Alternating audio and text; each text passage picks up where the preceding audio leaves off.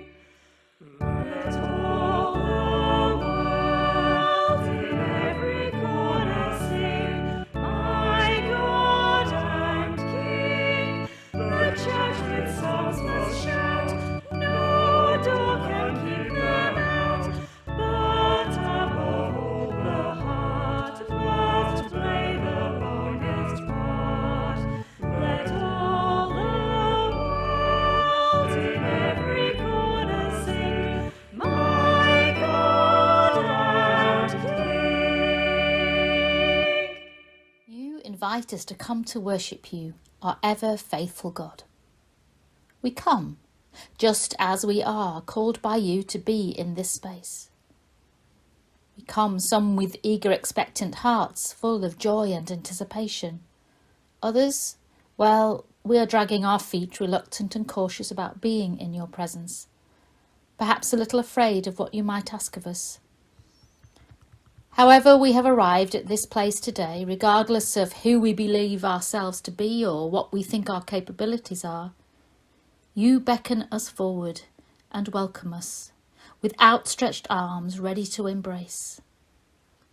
You offer more love than we dare to imagine, and forgiveness beyond our comprehension. Your love, O God, knows no boundaries, and we rejoice and praise you for daring to believe in us. Today, as we worship you, may we be attentive to the movements of your Holy Spirit, nudging and cajoling us closer to the person you would have us be. May the hymns we sing, the words we hear, and the prayers spoken and unspoken be acceptable to you, O our God. May your parental love overwhelm us, the fellowship of our Lord Jesus Christ inhabit our daily living, and the comfort of the Holy Spirit surround us as today we worship and praise your holy name. Forgive us the times our worship has been lacklustre, when we have put our wants above the needs of others, and when we have knowingly fallen short. Turn us around to face the direction you would have us be, so that we may become channels through which others may learn of and come to know of your love. This prayer we ask in the name of the Father, and of the Son, and of the Holy Spirit. Amen. Psalm 1. Happy are those who do not follow the advice of the wicked, or take the path that sinners tread, or sit in the seat of scoffers, but their delight is in the law of the Lord, and on his law they meditate day and night. They are like trees planted by streams of water, which yield their fruit in its season, and their leaves do not wither. In all that they do, they prosper. The wicked are not so, but are like chaff that the wind drives away. Therefore the wicked will not stand in the judgment, nor sinners in the congregation of the righteous. For the Lord watches over the way of the righteous, but the way of the wicked will perish.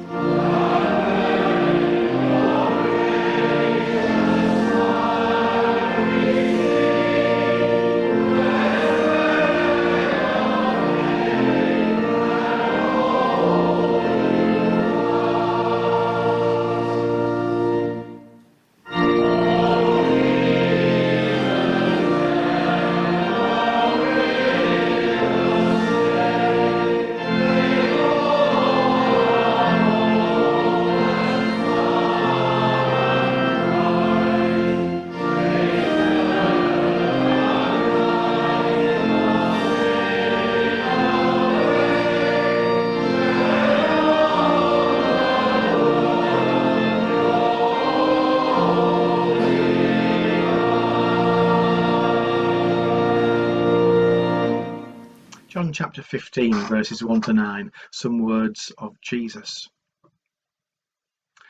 I am the true vine, and my Father is the vine grower. He removes every branch in me that bears no fruit. Every branch that bears fruit, he prunes to make it bear more fruit. You have already been cleansed by the word that I have spoken to you. Abide in me, as I abide in you. Just as the branch cannot bear fruit by itself unless it abides in the vine, neither can you unless you abide in me. I am the vine, you are the branches. Those who abide in me and I in them bear much fruit, because apart from me you can do nothing. Whoever does not abide in me is thrown away like a branch and withers. Such branches are gathered, thrown into the fire, and burned. If you abide in me, and my words abide in you, ask for whatever you wish, and it will be done for you. My Father is glorified by this, that you bear much fruit and become my disciples. As the Father has loved me, so I have loved you. Abide in my love. It's interesting that Jesus chooses imagery of the vine. In the Old Testament, the vine is sometimes used as a symbol of the Messiah, a sign of hope. And sometimes it is used as a metaphor for Israel when the people have been found lacking in terms of their godliness, when there's a need for change. What we read in John chapter 15 is both helpful, hopeful, whilst making clear that we need to change. It's hopeful because we're reminded that we are interconnected with the Spirit of God through our relationship with Jesus. When I think about that image of the vine, the words that spring to me are words like love and fruitfulness and abundance and abiding with. Let's play a word association game with the word abide. When I say abide, what word comes to your mind next? And what word after that? If I'm to play along and I think of abide, then I think of the word home. Then I think of rest and of safety and of family and friends and of love. To abide in Jesus is all of that and more, and that's hopeful. If we're to abide in Jesus, then our lives will be fully alive and we will be nourished like the branch is nourished by the sap of the vine. We'll be nourished with the same life-giving Spirit. We are loved just as Jesus is loved by the Creator, and that's hopeful.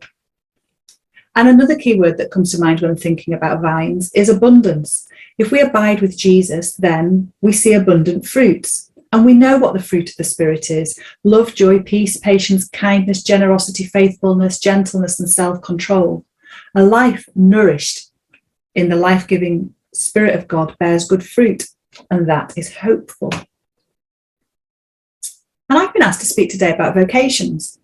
But words like vocation and school, vocation and calling might scare us and might not think necessarily to be hopeful. But I think of it like this. The primary call of a Christian is to follow Jesus, and the journey that emerges from that relationship with Jesus for each one of us is our own unique vocation. Do you see your journey with Jesus as a vocation?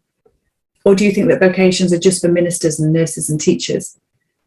I'm not sure of much in this world, but I am sure that vocations are not just for ministers and nurses and teachers. I want to share this image with you. It's from LICC, a Christian organisation. And this is a picture of the UK. And the red dots are the people who call themselves Christian, active Christians in the UK. And here we all are. Let's call it Sunday morning, gathered together as gathered church.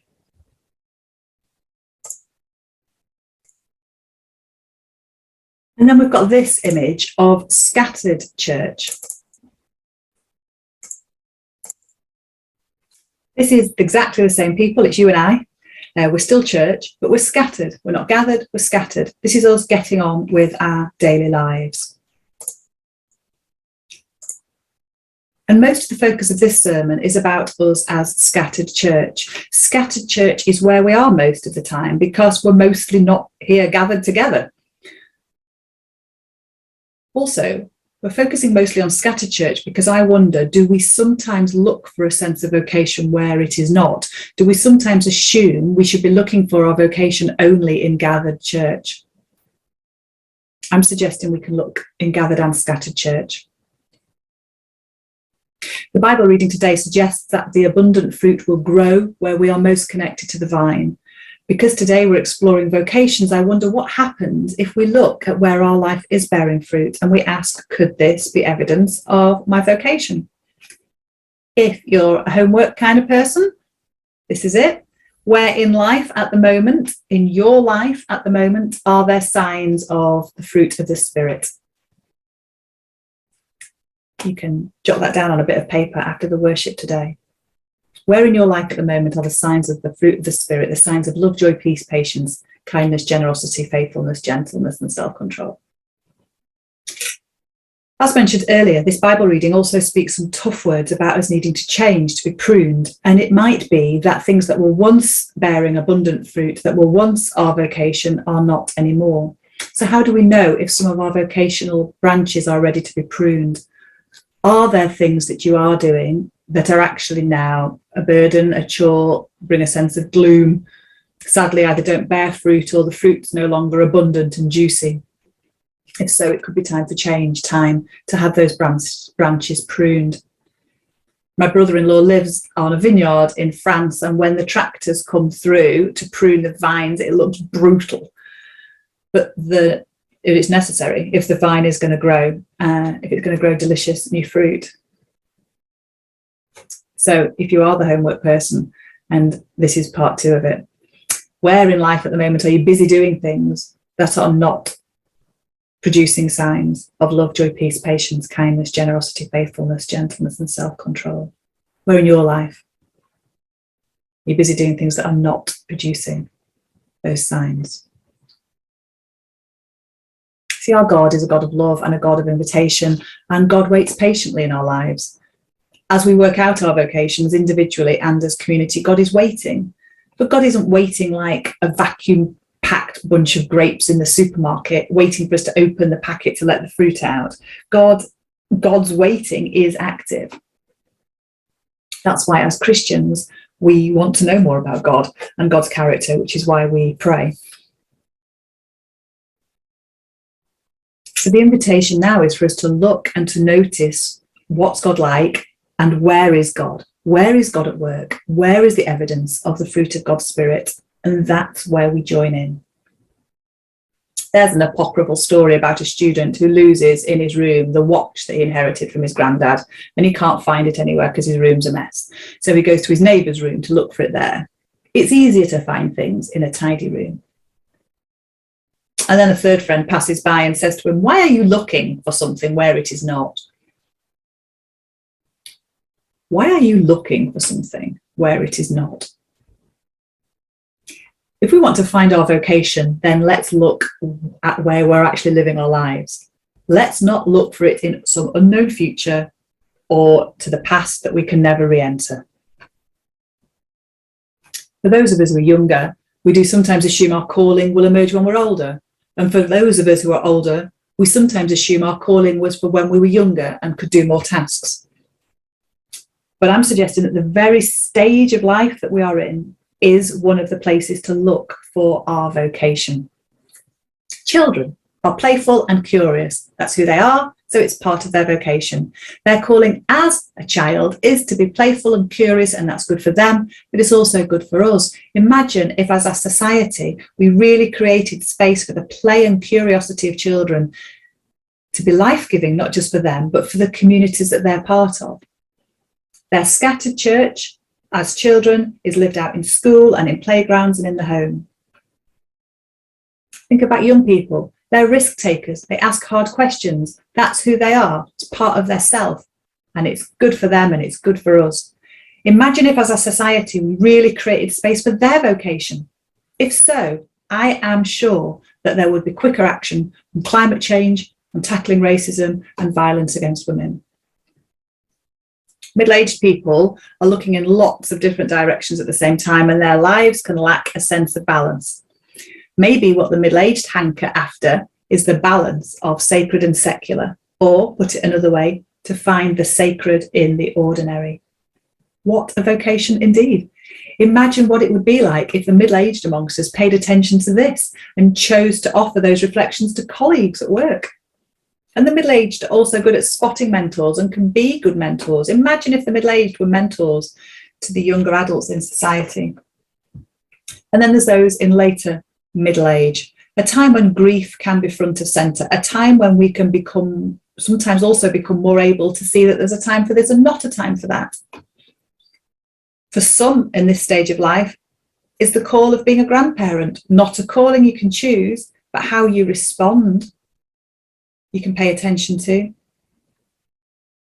Many of these people are caregivers to grandchildren and also to one's own parents in their final days. Imagine if we created a space for our older middle-aged people to be in community as caregivers to reduce that isolation. Imagine if we gave voice all those who are settling into letting go. What wisdom would we all gain? And then there are those in older age. This is a time of life when the body tends to take centre stage, maybe even more so than in adolescence. So this is a time for really noticing and remembering that we're loved by God for who we are, not for what we do. Imagine if we created space for those in older age to teach us all that. When I talk about vocations to be found in the lives we live as scattered church, this is the type of thing I mean. The context of the stage of life matters. If a vocation was fruitful and it is not now, maybe that stage has ended and another is coming. So where's the fruit in this new stage? Remember the imagery of the vine in the Old Testament, hopeful and the need for change. But I don't want to rush on from talking about context without talking about COVID and the cost of living crisis and the lack of trust in democracy and climate change. So much has emerged these last few years. And it wasn't all bad. We had window art, we had shopping for neighbours, pizzas for nurses, rituals and patterns in the home, a sacred space. Which of these things are to be pruned and which will stay fruitful for longer? Time will tell. But also a lot has happened with money. Many people have had a serious and do still have a serious reduction in income, whereas others now have more savings than ever before. What needs to happen to that money saved? If we have money, how can we use it to play our part in creating a more equal society and a more earth-friendly world? Conversations about vocations aren't just about you and me as individuals and our own vocations as scattered church. It's also about the vocation of the gathered church. And I am sure that one of the callings of the gathered church is to resource us as scattered church. So how can gathered church equip the scattered, play-filled lives of children? Our young people are vocationally outraged, and we as gathered church need to equip Christian young people in their scattered church lives. How can gathered church resource middle-aged people to mentor younger people and to share their learning about living integrated lives where the sacred's found in the ordinary? How can gathered church resource those in later midlife to be appropriate Christian presence in the lives of their grandchildren? And for those in the last stages of life, what is the role of gathered church to enable these people to die well? Maybe the time for them to share their wisdom has passed and we now serve them.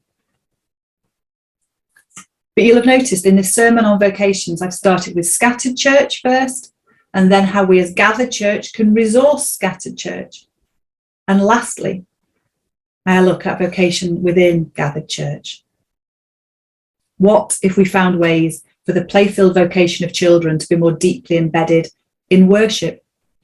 What if we found ways for the vocationally outraged young people to make the big decisions in church life? Would we be more fruitful?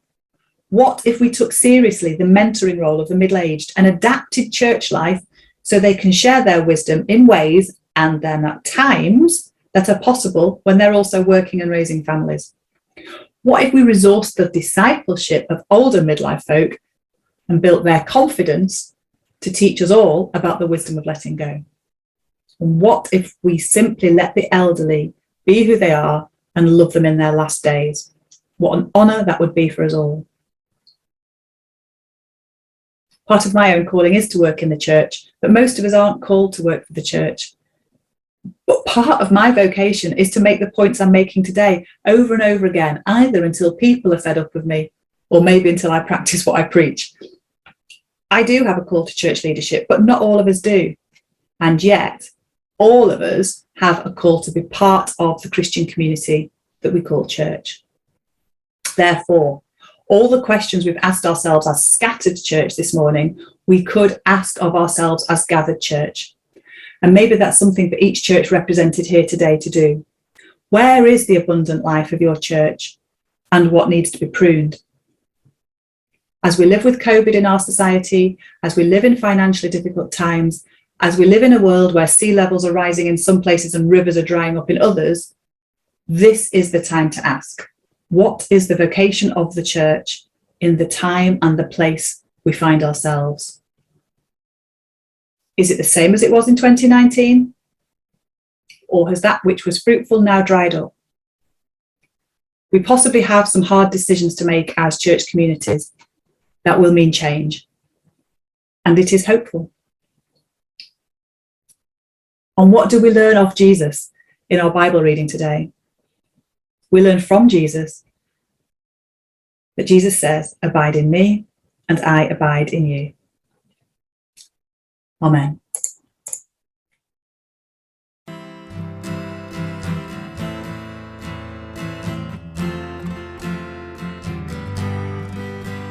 Beyond these walls of worship, in the stress and joy of life, can we offer you our bodies as a living sacrifice?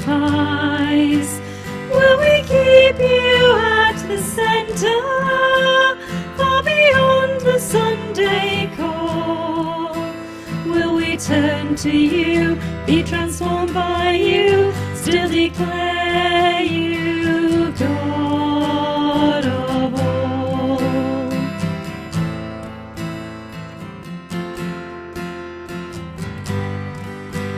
Beyond these walls of worship, in the times of work and rest, will we display your love for all when our faith's put to the test? When the people that surround us deny that you are there, will we display our faith in you, in life, in praise, in prayer?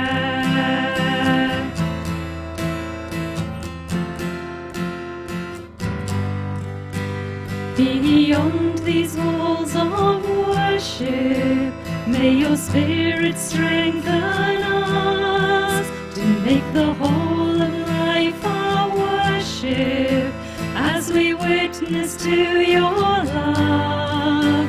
From this hour in your presence, send us out now to proclaim that we'll live our life as a sacrifice to the glory of your name.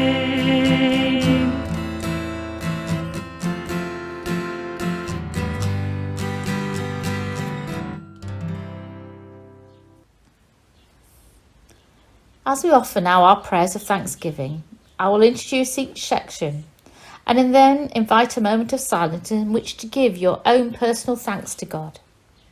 At the end of each section, there is a response. When I say, "Thank you, O God," the response is, "For our many blessings." As we reflect upon the week just gone, we give thanks for those people who have touched our lives, perhaps briefly, but their impact has been immense. A conversation, an encounter, or a kind gesture.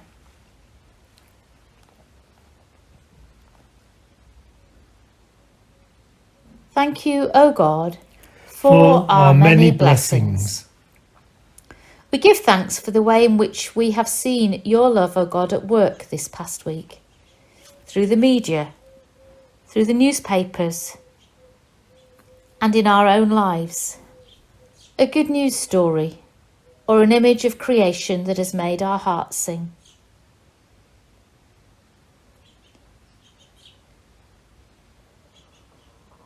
Thank you, O God, for our many blessings.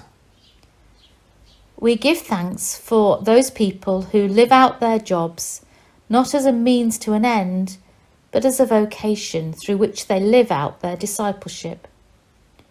We give thanks for sewage workers, refuse collectors, postal workers, and other employment that we scarcely mention.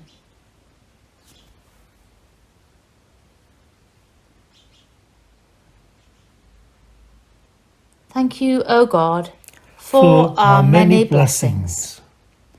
We give thanks for those people who unknown have made a difference to our lives and the life of the world this week. And we ask that we, like them, may have been a blessing to the daily tasks that we have been assigned.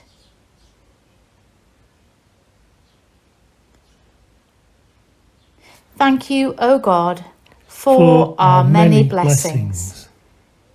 But we know that the world is far from perfect and that we live in ever darkening times. So we offer now our prayers of concern for those at war and those who suffer the consequences of invasion, aggression and loss. For all political parties and nations, as all seek to govern in these uncertain times.